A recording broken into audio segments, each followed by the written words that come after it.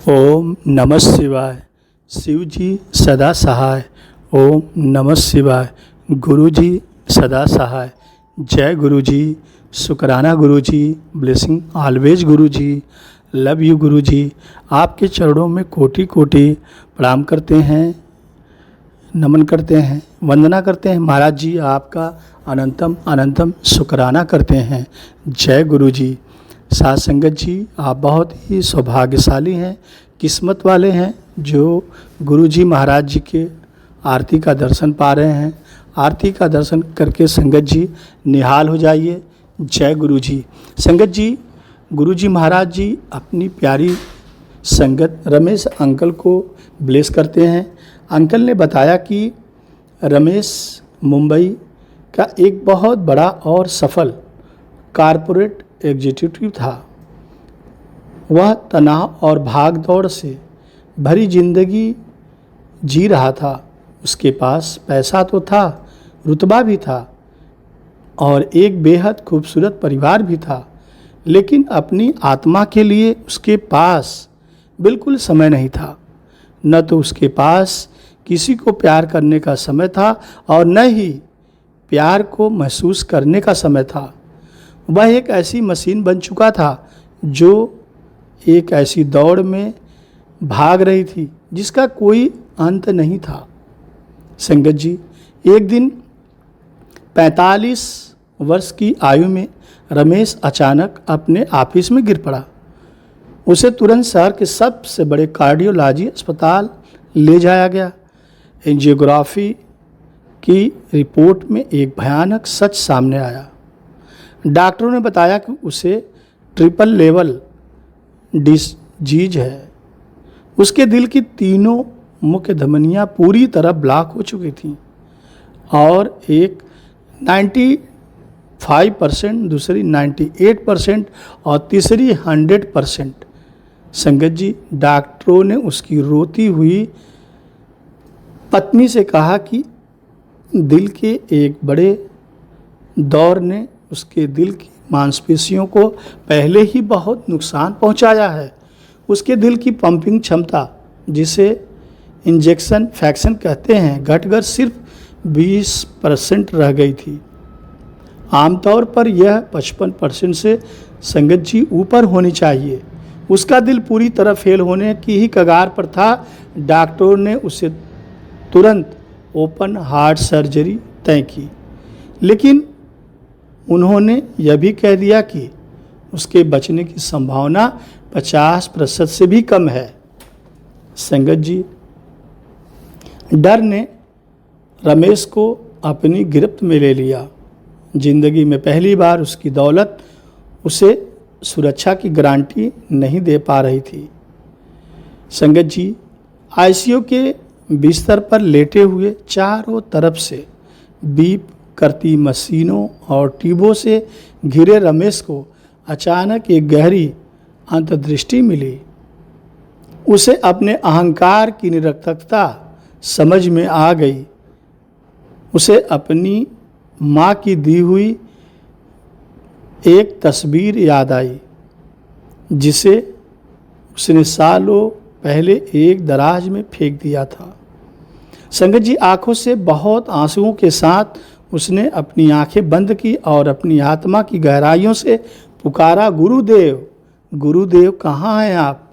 गुरुदेव, मेरी ज़िंदगी बचा लीजिए, मुझे बख्श दीजिए, मेरे गुनाहों को ख़त्म कर दीजिए। उसे गुरु की याद आई। संगत जी, उसने बोला, गुरु जी, मैंने अपना जीवन बर्बाद कर लिया है, मुझे बचा लीजिए, मैंने अपनी ज़िंदगी बर्बाद कर दी है, मैं परछाइयों के पीछे भागता रहा। अगर आप गुरु जी सच में हैं तो मुझे बचा लीजिए। मुझे पैसा नहीं चाहिए, मुझे कुछ नहीं चाहिए, मुझे आपका आशीर्वाद चाहिए, मेरा जीवन बचा लीजिए। संगत जी, रमेश ऐसा कहने लगा, बल्कि इसलिए कि मैं यह सीख सकूं कि सच में जिया और प्यार कैसा होता है, कैसे जीना चाहिए, कैसा प्यार होता है, अब मुझे महसूस होने लगा। संगत जी, अगली सुबह डॉक्टरों की तमाम चेतावनियों को दरकिनार करते हुए रमेश ने अस्पताल से ज़बरदस्ती डिस्चार्ज ले लिया। उसने अपने परिवार से कहा, अगर मुझे मरना ही है तो मैं अब गुरु के चरणों में मरना पसंद करूंगा। अब मुझे सिर्फ गुरु के चरणों में ही रहना है, और यदि मरना है तो गुरु के चरणों में ही मरना पसंद करूंगा। संगत जी सोचिए, जो रमेश कुछ ही समय पहले सिर्फ पैसे के लिए भागता था, जीना भूल गया था, प्यार भूल गया था, परिवार को समय देना भूल गया था, और जब मृत्यु उसके सामने आई तो कैसे उसको गुरु की याद आई, और इतना याद आई, इतना गुरु में लीन हो गया कि कहने लगा कि मुझे अब गुरु के चरणों में ही रहना है, और मरना है तो अब गुरु के चरणों में ही मरना है। इसीलिए उसने अस्पताल से डिस्चार्ज भी करवा लिया। संगत जी, इसे कहते हैं 100% गुरु जी को समर्पण करना। वह समझ गया रमेश कि अब मुझे सिर्फ और सिर्फ गुरु बचा सकते हैं, और मुझे अगर मरना है तो गुरु जी मुझे मृत्यु ही देंगे। संगत जी, वह गुरु जी महाराज जी के आश्रम आया। मुझे वह दिन आज भी याद है, जब वह वहाँ पहुँचा, वह बिना हांफे 5 कदम भी नहीं चल पा रहा था। उसका चेहरा पीला पड़ चुका था, और ऑक्सीजन की कमी के कारण उसके होंठ नीले थे। ऐसा लग रहा था मानो मौत के मुंह पर खड़ा हो। संगत जी, वह गुरु जी महाराज जी के चरणों में गिर पड़ा। उसका पूरा शरीर सिसकियों से कांप रहा था। उसने मुझसे यह नहीं कहा कि मैं उसके शरीर को ठीक कर दूं, उसने सिर्फ गुरु जी से इतना कहा, गुरुदेव मेरे मन को शुद्ध कर दीजिए, मेरे मन को शुद्ध कर दीजिए, मैं बहुत पापी हूँ, मैं इस शरीर को छोड़ने के लिए तैयार हूँ, लेकिन मुझे शांति से मरने की अनुमति दे दीजिए, आज्ञा दे दीजिए। संगत जी, आप समझ सकते हैं कि रमेश कितना बड़ा दुख में था। संगत जी, मैंने उसकी ओर देखा और मुझे एक ऐसी आत्मा दिखाई दी कि जो पूरी तरह से टूट चुकी थी, लेकिन पूरी तरह से समर्पित भी थी। सच्चा उपचार तभी शुरू हो सकता है जहाँ पे संगत जी पूर्ण समर्पण हो। अगर आप परमात्मा से सौदा करने की कोशिश करेंगे तो कृपा आपको नहीं मिलेगी।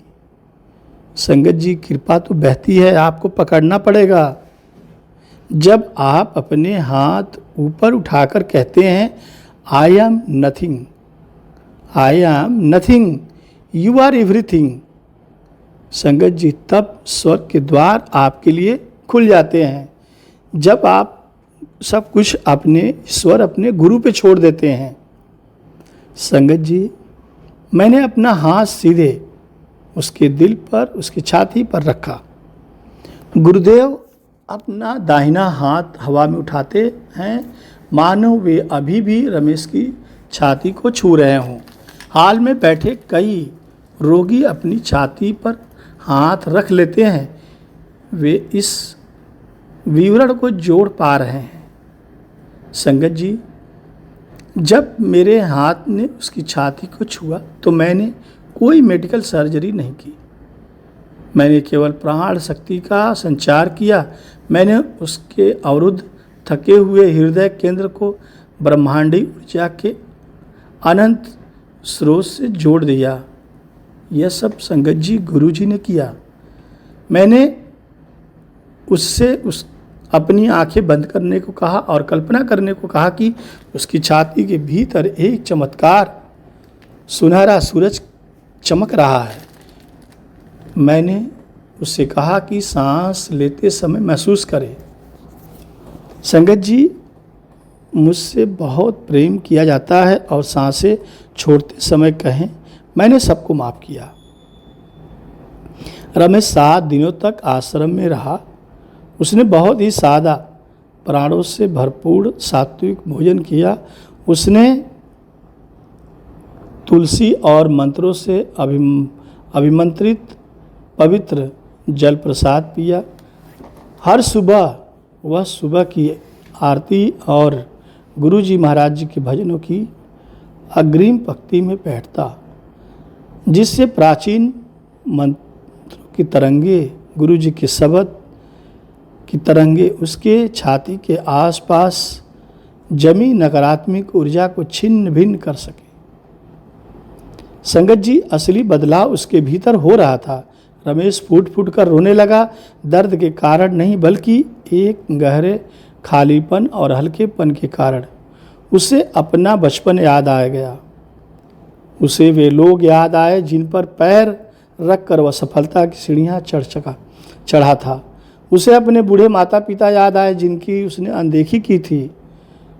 उसने अपने दुश्मनों को माफ़ कर दिया और उससे भी महत्वपूर्ण बात, उसने खुद को माफ़ कर दिया। संगत जी, वह तब तक रोता रहा जब तक कि उसकी कमीज आंसुओं से भीग नहीं गई।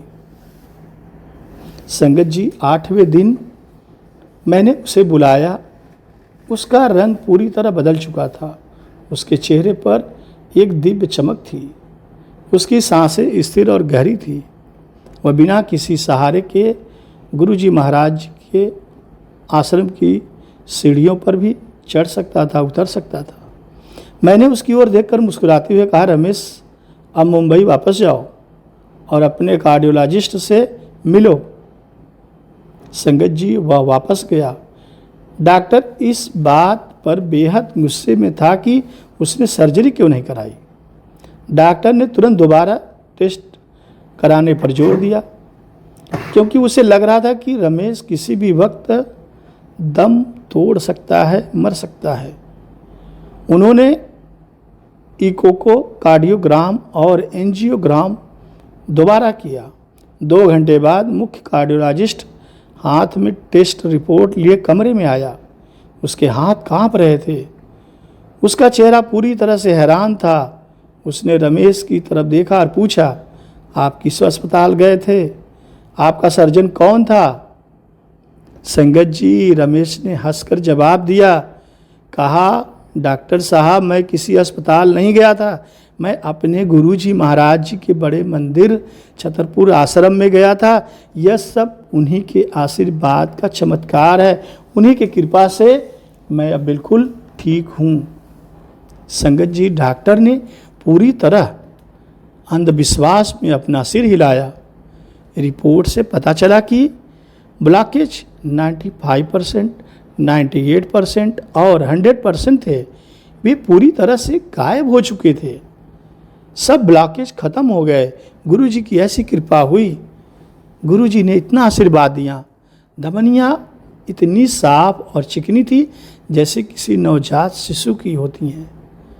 लेकिन जिस बात ने चिकित्सा जगत को सबसे ज़्यादा हैरान किया वह थी कि जो दिल की मांसपेशियाँ टिश्यूज हार्ट अटैक के कारण पूरी तरह मृत और बेकार हो चुकी थीं, वे पूरी तरह से पुनर्जीवित रीजनरेटेड हो गई थी। उसका इंजेक्शन फ्रैक्शन 20% से बढ़कर वापस पूरे 60% पर आ गया था। संगत जी, डॉक्टर ने उससे कहा, मेरे 30 साल के मेडिकल कैरियर में यह वैज्ञानिक रूप से असंभव है। यह कैसे हो गया?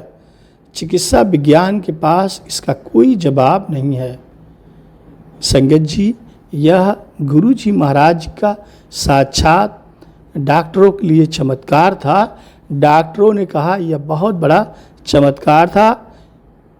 तुम्हें गुरु के रूप में ईश्वर मिले हैं। डॉक्टरों ने यह बात रमेश को बताई कि जिसने तुम्हारा इलाज किया, जिसने तुम्हारे ऊपर कृपा की, वह मानव नहीं बल्कि ईश्वर हैं। संगत जी, रमेश ने सुना और रोते हुए गुरुजी महाराज जी के चरणों में आकर गिरा। रमेश ने रोते हुए आश्रम में फ़ोन किया। संगत जी, रमेश को लगा यह कितना बड़ा चमत्कार था। गुरु ने मुझे इतना सब कुछ दिया। आज डॉक्टर परेशान हैं, वैज्ञानिक परेशान हैं। संगत जी, यह सब देखकर सुनकर रमेश गुरुजी में अटूट भक्ति और विश्वास करने लगा। संगत जी, जब दिल प्रेम के लिए खुल जाता है तो शरीर खुद को अपने प्राकृतिक श्वास में वापस ढाल लेता है। गुरुदेव का स्वर अब थोड़ा तार्किक और सुगठित हो जाता है। वे अपने हाथों से ज्ञान मुद्रा बनाते हैं। पृष्ठभूमि में एक हल्का ध्यानमग्न अपने आप बजने लगता है, मन को एकाग्रता करता है। संगत जी, आखिर ऐसा कैसे होता है? इसका उपचार क्या है? संगत जी, यह ब्रह्मांड कुछ निश्चित आध्यात्मिक नियमों पर काम करता है। उसमें गुरु और ईश्वर की कृपा होती है। बीमारी और कुछ नहीं बल्कि शरीर में एक नीची असंतुलित तरंग या कंपन है। जब आप सत्संग में बैठते हैं, आप जब गुरु जी महाराज जी के सत्संग में जाते हैं और वहाँ बैठते हैं, जब आप पवित्र नामों का संकीर्तन करते हैं, गुरु जी महाराज जी के शब्दों को आप सुनते हैं, जो उनके शब्द हैं, तो पूरा वातावरण एक उच्च आध्यात्मिक आवृत्ति, हाई फ्रेगनेंसी आपको मिलने लगती है। गुरु जी की फ्रेगनेंसी आपको आने लगती है। जब आपका शरीर लंबे समय तक इस ऊर्जा के संपर्क में रहता है, लगातार आपको गुरु जी की फ्रेगनेंसी मिलती रहती है, तो बीमारी का वह नीचा कंपन अपने आप संगत जी समाप्त हो जाता है। यह बिल्कुल वैसा ही है जैसे एक अंधेरा कमरा। आपको अंधेरे से लाठी लेकर लड़ने की ज़रूरत नहीं है। आप बस एक दिया जलाते हैं और अंधेरा गायब हो जाता है। संगत जी, हमारा भौतिक हृदय हमारे तंत्रिका तंत्र, नर्वस सिस्टम और अंतर्स्रावी से बहुत गहराई से जुड़ा है। जब आप एक गहरी भावनात्मक मुक्ति का अनुभव करते हैं, तब आप भक्ति में रोते हैं या बरसों पुराना दुख बाहर निकाल देते हैं, तो आपका मस्तिष्क कोर्टिसोल और एड्रेनालिन जैसे तनाव पैदा करने वाले हार्मोन्स बनाना बंद कर देता है, जो रक्त वाहिकाओं को सिकोड़ते हैं और दिल को नुकसान पहुंचाते हैं। इसके विपरीत मस्तिष्क शरीर में ऑक्सीटोसिन और एंडोफिन जैसे प्रेम के हार्मोन का संचार करने लगता है। ये रसायन शरीर की असली दवा है। ये धमनियों को खोलते हैं, सूजन को कम करते हैं और कोशिकाओं को दोबारा ठीक करते हैं। संगत जी, जो आपको आपका असली दिव्य स्वरूप दिख रहा है, असली उपचारक तो आपके अपने दिल के भीतर बैठा वह अंतर्यात्मी परमात्मा है, गुरु हैं। मेरा काम सिर्फ आपके भीतर सोए हुए उस चैतन्य को जगाना है।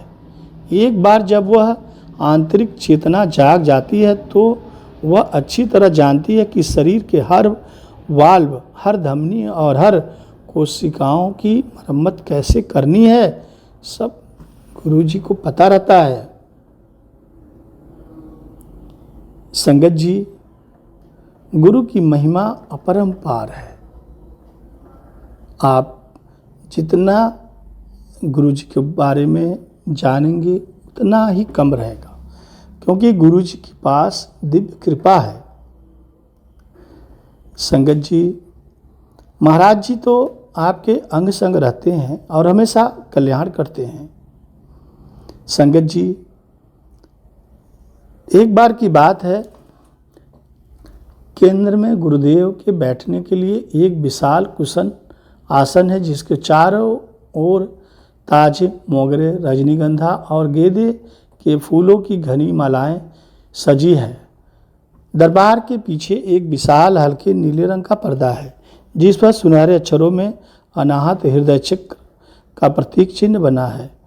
दरबार के दोनों कोनों पर पीतल के बड़े दियों में शुद्ध घी के दीपक प्रज्वलित हैं, जिनकी शांत लौ पूरे दरबार को एक अलौकिक सात्विक सात्विकता दे रही है। संगत जी, यह विशाल वाताकुनित महाराज जी का दरबार, जिसमें लगभग कई संगत भक्त गुरु जी के बैठे हैं। संगत जी, दरबार की रोशनी को बहुत डिम रखा गया है, जिसमें केवल गुरु जी के भक्त के चेहरे पर कोमल आध्यात्म आभा दिखाई दे रही है। दरबार के दाहिनी ओर काफ़ी संगत बैठी हैं, जो गुरु जी महाराज के शब्द को ध्यान से सुन रहे हैं। संगत जी, हाल के मुख्य द्वार से लेकर गुरु जी के दरबार तक के गलियारे में हलचल होती है। सेवक का एक दल हाथों में पुष्प लिए रास्ता बनाता है। गुरुदेव अत्यंत धीमी और गर्मामयी गति से प्रवेश करते हैं। उन्होंने शुभ श्वेत सूती वस्त्र धारण किए हैं, जिसे गुरु जी का चोला कहते हैं। उनके चेहरे पर एक ऐसी शांत चुंबकी मुस्कान है जो सीधे भक्तों के अंतर्मन को छूती है। उनकी आँखों को करुणा से गीली है, मानो वे दरबार में बैठे हर संगत के दुखों को व्यक्तिगत रूप से पहचान रहे हैं कि कौन किस भाव से आया है। गुरु जी के दरबार में जो बैठा है, गुरु ने सबको पढ़ लिया। संगत जी, जैसे ही गुरु जी का अगला कदम आगे बढ़ता है, संगत गुरु जी के चरणों में आकर नतमस्तक होती है और गुरु जी से आशीर्वाद लेती है, गुरु जी का शुक्राना करती है। कितने दयालु हैं संगत जी गुरु जी। संगत जी, मेरे प्यारे दिव्य प्रेम के स्वरूप, मेरे अपने ही परमात्मा रूप हैं गुरु जी। आज हमारा यहाँ इस तरह एकत्रित होना कोई सहयोग नहीं है।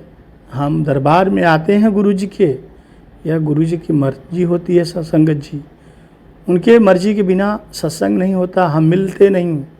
ये विशाल ब्रह्मांड में न जाने कितने जन्मों से आत्माएं माया के इस भूल भुलैया में भटक रही हैं, लेकिन जब समय पक जाता है, समय पूरा हो जाता है, तो कृपा का वह दिव्य चुंबकी खिंचाव हमें गुरु जी के पास ले आती है। हम गुरु जी से जुड़ जाते हैं। संगत जी, सत्संग क्या है?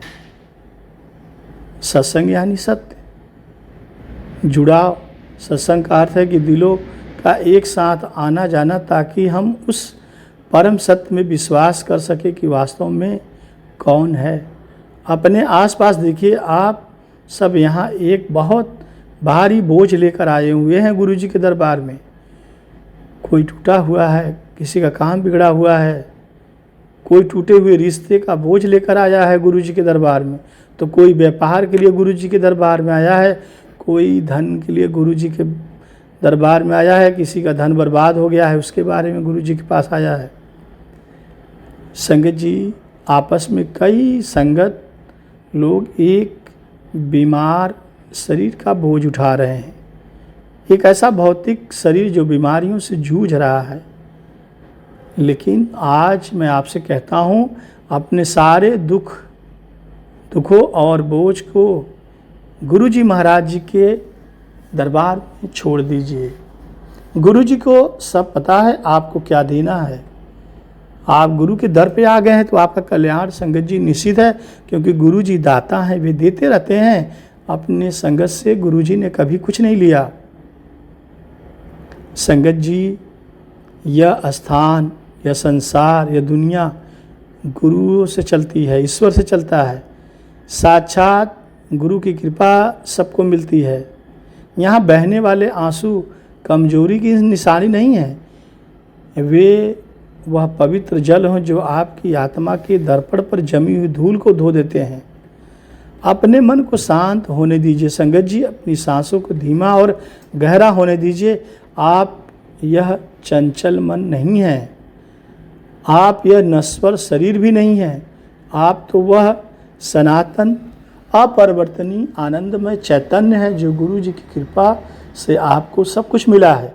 इस सत्य को अपने अस्तित्व की हर कोशिका में समा जाने दीजिए संगत जी।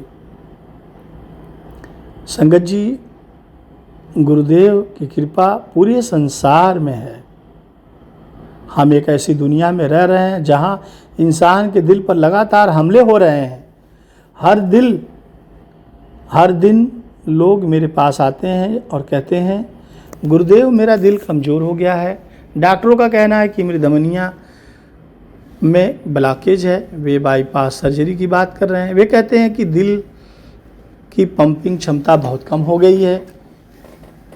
एक गुरु के रूप में जब मैं आपको देखता हूँ तो मुझे केवल आपकी छाती में धड़कने वाला वह मांस का लोथड़ा या खून पंप करने वाला अंग दिखाई नहीं देता।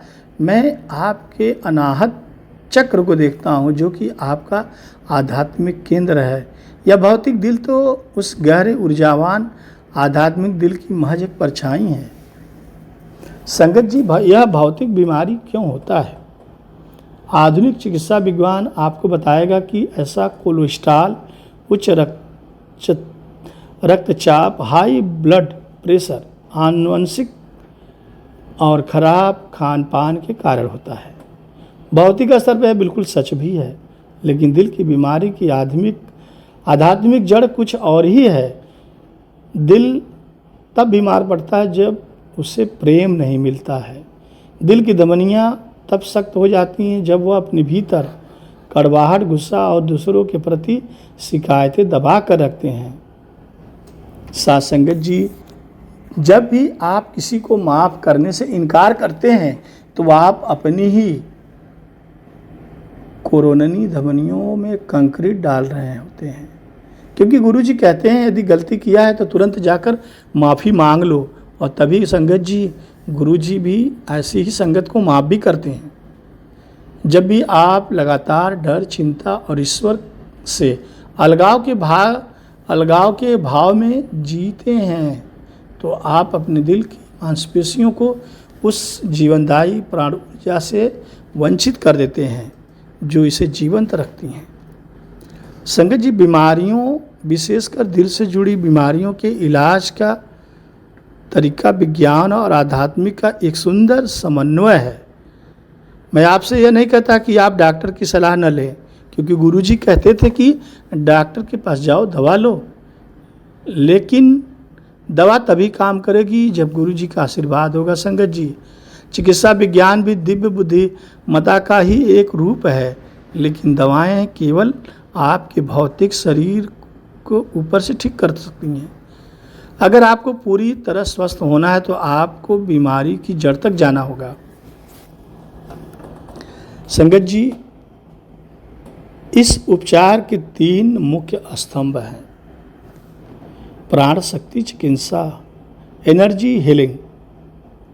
संगत जी, प्रेम के माध्यम से अहंकार का विसर्जन और शून्यम प्राण ध्यान पूर्ण स्थिरता में विश्राम।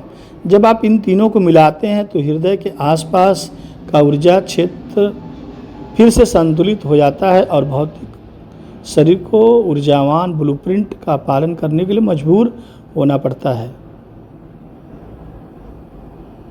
संगत जी, गुरु जी महाराज जी की अनंत कृपा मिलती है।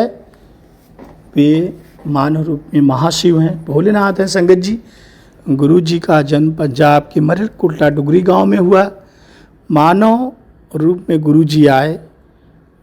गुरु जी, संगत जी, जन्म से ही दिव्य शक्ति वाले हैं। गुरु जी महाराज जी को भूत, भविष्य, वर्तमान सब पता रहता है। अपनी संगत का कब कल्याण करना है, संगत को क्या देना है, संगत के लिए क्या अच्छा है, कब देना है, गुरुजी को संगत जी सब पता रहता है। और समय आने पर गुरुजी ने दिया भी है। आज बहुत सी संगत अपना सत्संग जब शेयर करती है, साझा करती है, तो सुनने को मिलता है कि गुरुजी ने क्या दिया। गुरुजी की बढ़ियाई संगत जी सबको करनी चाहिए।